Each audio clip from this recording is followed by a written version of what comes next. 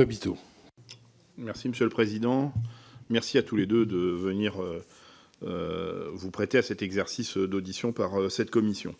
Les jeunes agriculteurs, leur logiciel, leur colonne vertébrale, leur ADN, c'est forcément la vision à long terme, puisque par définition vous êtes jeune et que vous essayez de vous projeter dans la durée. Et donc il faut intégrer dès maintenant ce qui menace une carrière d'agriculteur au moment où il s'installe. Et force est de constater que ce qui aujourd'hui menace, et malheureusement les années se succèdent et se ressemblent toutes de plus en plus, c'est le dérèglement climatique, l'effondrement de la biodiversité.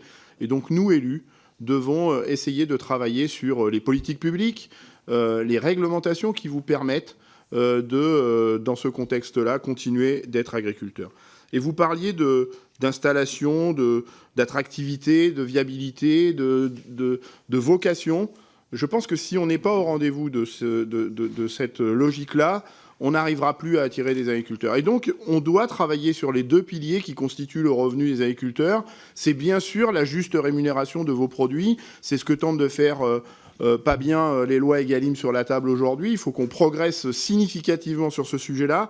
Mais on doit aussi essayer de vous accompagner dans une forme de rémunération pour que vous ayez cette visibilité qui fait l'attractivité demain du métier. Et donc, il n'est pas contestable que nous devons progresser sur ces sujets-là. Moi, je parle souvent de paiement pour services rendus, pour services écosystémiques, qui sont peut-être une solution pour avoir cette visibilité de rémunération au-delà d'un prix rémunérateur pour les agriculteurs.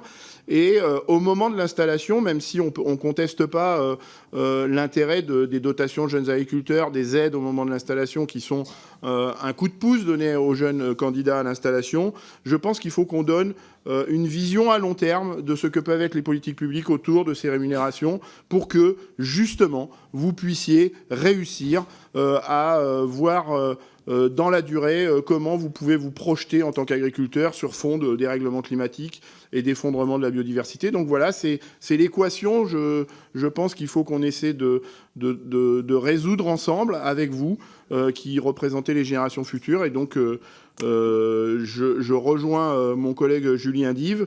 J'aurais bien aimé vous voir réagir sur, mais vous l'avez déjà fait, sur le dialogue stratégique qui est proposé par l'Union européenne aujourd'hui et voir comment est-ce que cette future PAC post-2027 peut peut-être répondre à ces questions-là pour que vous, les jeunes agriculteurs, puissiez vous renouveler, puisque ça a été dit, je ne sais plus par quel collègue, mais une grande partie des agriculteurs vont partir à la retraite, j'en fais partie d'ailleurs de ceux-là, et il va falloir savoir trouver des forces vives, des jeunes, pour reprendre le flambeau derrière ces départs à la retraite.